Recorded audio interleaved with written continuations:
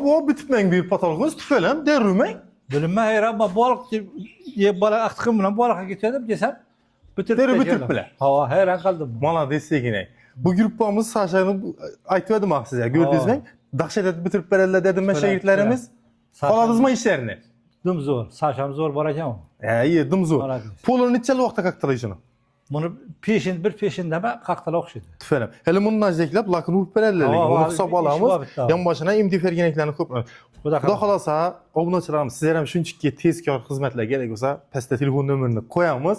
Tez ve sifatla etip beremiz. Fakat uçurt bilen telefonduk almadığında bilmeng fakat uçurt bilen yazılasız. Yazılıp koysanız tez ve sifatla etip baramız. Bu ana yazılıp koyana bir ay buluverdi. Yine uçurtları geldi. 2 günde patologları bitti.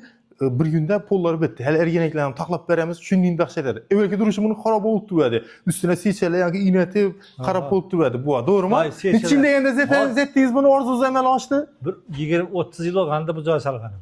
Akı başka ballarınıza joy salıp beremende bildiniz akı. Özünüzden. Balama salıp verdim bana. Kayta zor oldu. Zor tamanı. Nüçin deseniz ki bu zamanövi patologla, zamanövi yine rendelengen tahtala nesip etti size. Dahşetler. Xudo xolasa obunaçılarımız bitkenden köp baramız bunu. Görüp barыңlar lekin. Küzatip barыңlar, kommentariyada öz fikirlerinizni yazın kani, şu patologumuz yazama. Narxlarını aytib öteyim. Pulunuzu 1 kvadratını 35 ming so'mdan kakib beramiz. Rendelengen taxta bolsa, patologumuz 1 kvadratı 140 ming so'mdan zaytib beramiz. Leasing kvadratına hisoblanadi lekin. Obunaçılarımız. Xonani kvadratına emas, shuni e'tibor olamiz. Like bosing, kommentariy yozamiz. Sog' olun, salomat olun. Bo'ldi.